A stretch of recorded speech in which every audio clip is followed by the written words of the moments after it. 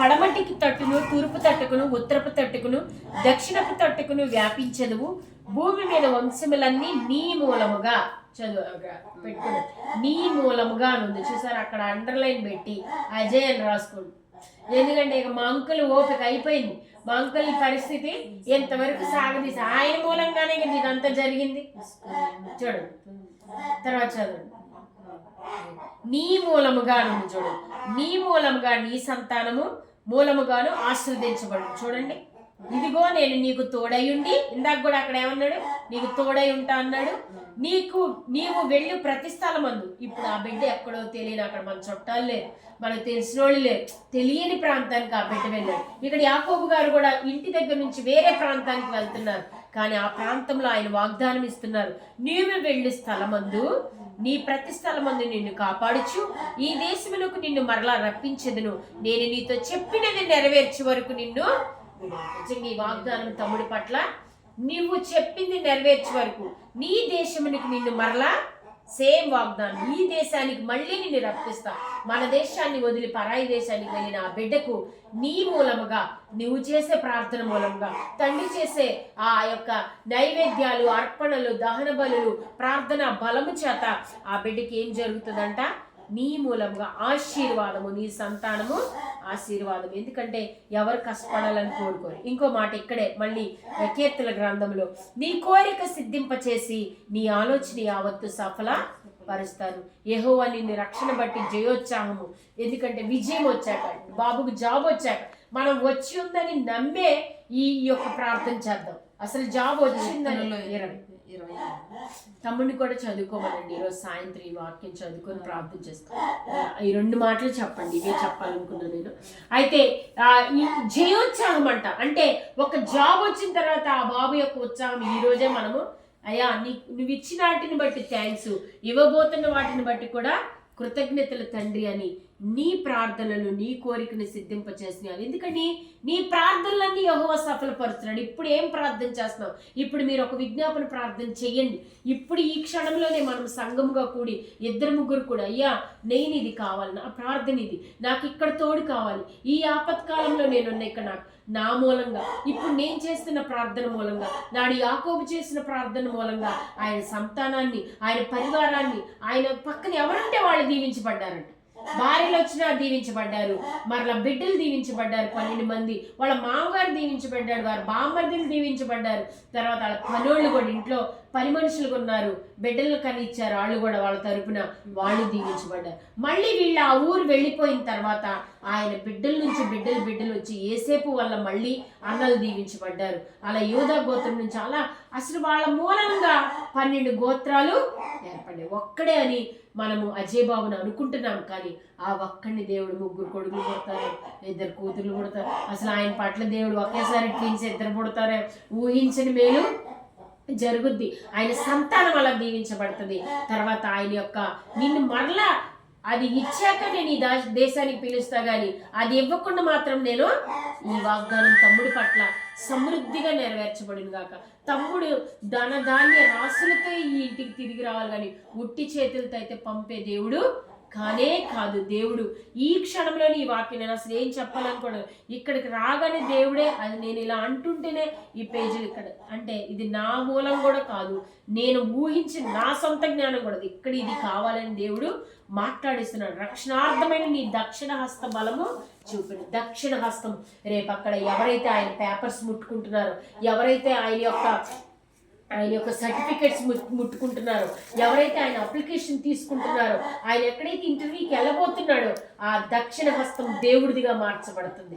ఆ యొక్క అధికారి హస్తము, ఆ ఆఫీసర్ హస్తం దేవుడిది అయిపోతుంది. ఆ అప్లికేషన్ దేవుడే తీసుకొని ఎక్కడ పెట్టాలి అక్కడ కంపెనీలో ఇట్లా డ్రాప్ చేసేస్తాడు. చేసేసి తమ్ముడిని సమృద్ధిగా ఒక 3 ఏళ్ళు, అసలు చాలా చిన్నవాడు, ఇంకా చిన్నగానే కనబడుతున్నాడు, 5 సంవత్సరాలు ఉద్యోగం చేసిన ఎడతెరపు లేకుండా 6 వర్షంలాగా ఆయన చిగురించిన చిగురులాగా ఇంకా ఈ యొక్క వృక్షము వ్యాపించి చెందిన తర్వాత ఒక చక్కటి వాళ్లే మనకి ఎదురొచ్చి మీ బాబు మాకు కావాలి అని అడిగి తీసుకెళ్లే పరిస్థితి ఆ బిడ్డకు దేవుడిస్తే. ఎందుకంటే ఎదురొచ్చి పిల్లని ఇచ్చారు యాకోబు గారికి, రేహాయిలమ్మని ఇచ్చాడు, లేయమ్మని కూడా ఇచ్చాడు. కాబట్టి ఇక్కడ కూడా దక్షిణ హస్తం మళ్ళా పరిశుద్ధ ఆకాశంలో నుండి అతనికి ఉత్తరం ఇస్తాడంట. కొందరు రథాలను బట్టి కొందరు గుర్రాలను బట్టి అతిశయిస్తారు, కానీ మేమైతే మా దేవుడైన యెహోవా నామాన్ని బట్టి, మనం ఈ ఉన్న ఇంటిని బట్టో మనకున్న ఆస్తిని బట్టో కాదు, కానీ మనము మన దేవుడైన యెహోవాని బట్టి, ఆయన నామాన్ని బట్టి. ఇప్పుడు నువ్వు అడిగేది, అయ్యా యేసు నామంలో మా అజయ్కి ఆరోగ్యాన్ని దయచేయ, యేసు నామంలో అజయ్కి జాబుని దయచేయి, యేసు నామంలో నా భర్తకు రక్షణ దయచేయి, యేసు నామంలో నా కుటుంబానికి నిమ్మలాన్ని, యేసు నామం అని పలుకుతుండగానే కార్యాలు జరిగాయి. అది నమ్మకంతో పలికినప్పుడు వారు నేలన కృంగి పడి ఉన్నారు. ఎలాంటి వారు? మనమైతే లేచి చక్కగా అలా ఆధారపడ్డంట. గుర్రం ఎంతవరకు ఉరికిద్ది, ఎంతవరకు తీసుకెళ్ళి, దానికి ఆకలి అవ్వదా, దానికి కాళ్ళు నొప్పులు రావా, నాకు గుర్రం ఉంది నేను వచ్చేస్తాను అనుకుంటా. ఇప్పుడు మాకు పనికి అడ్డం రాలేదా, మాకు లేట్ అవ్వలేదా, ఉంది కదా అని అనుకుంటాం. బస్సు అనుకుంటాం కానీ అనుకున్న టయానికి వచ్చిద్దా? వాటిని నమ్ముకుంటాం. కారు ఉందని నమ్ముకుంటాం, ఏమైనా ఆ రోజే పంచర్ అవ్వచ్చు. వాటిని నమ్ముకోవద్దంట. కారున్నా, ఇల్లున్నా, డబ్బులున్నా, ఎంత ఏది చదువున్నా కూడా నా దేవుణ్ణే నమ్ముకున్నా. తమ్ముడు ఈ రోజు నుంచి రేపు సర్టిఫికెట్, నా దేవుణ్ణే నమ్ముకున్నా. ఎలా నమ్ముకున్న వాళ్ళంట నేల మీద పడిపోతారంట. ఇలా ఉన్న వాళ్ళంట చక్కగా లేచి నిలబడతారంట. పడిపోవడం అనేది జరగనే ఈ కుటుంబానికి ఆశీర్వాదం లేదు. అసలు పడిపోవడం అనే ఆశీర్వాదం కాదు దేవుడిచ్చేది. అలాంటిది జరగనే ఈ కుటుంబానికి జరగదు. లేచి చక్కగా నిలబడటమే. మేము మొరపెట్టినప్పుడు రాజు మాకు, రాజే ఉత్తరం ఇచ్చినప్పుడు ఇంకేమన్నా ఉందా? రాజే మనకు ఉత్తరం ఇస్తున్నప్పుడు మనకేమి?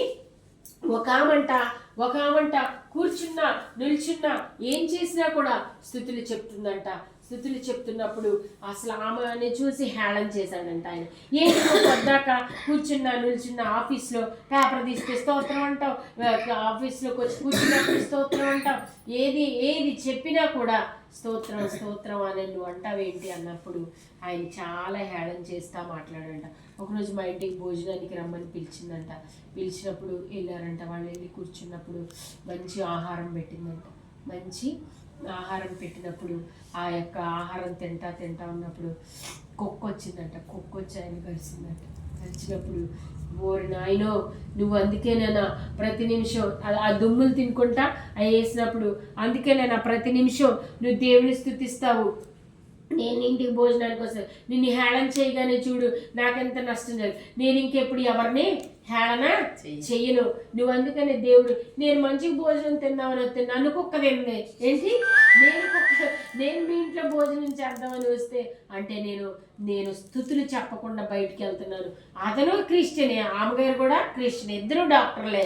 ఇప్పుడు ఈ డాక్టర్ అమ్మ ఏం చేసింది, ఆ డాక్టర్ గారికి ఇంజక్షన్ చేసింది. కానీ ఆ డాక్టర్ అమ్మ గారు ఆఫీస్కి వెళ్ళినప్పుడు సురక్షితంగానే ఉన్నారు, ఇంట్లో వంట చేసుకొని తింటున్నప్పుడు సురక్షితంగానే ఉన్నారు.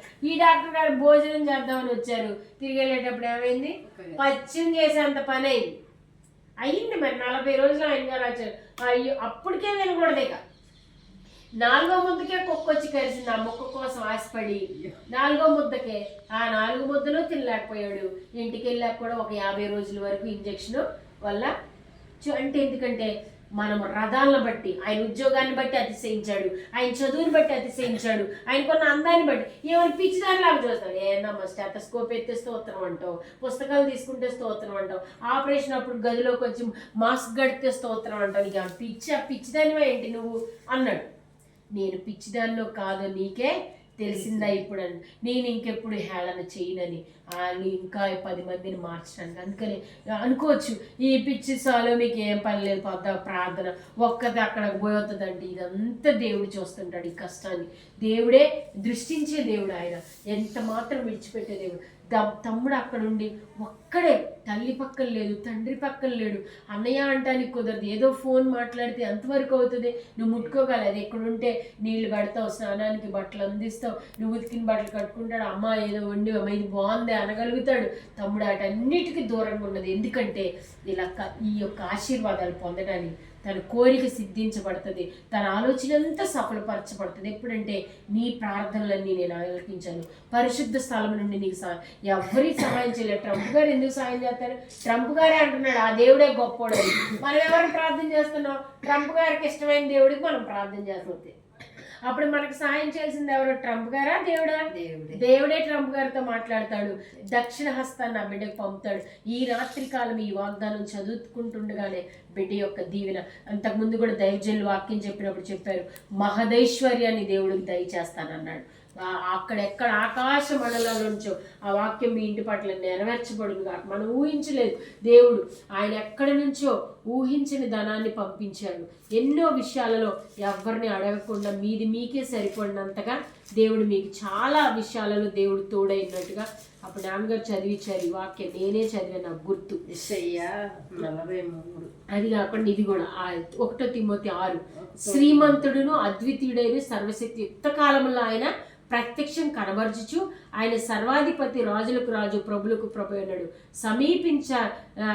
సమీపింపరాని తేజస్సును ఆయన మాత్రమే వహించి అమరత్వం గలవాడండి, మనుషుల్లో ఎవడు ఆయన చూడలేడని శ్రీమంతుడు అనే మాటను మీ కొరకు అండర్లైన్ చేయించాడు అక్కడ.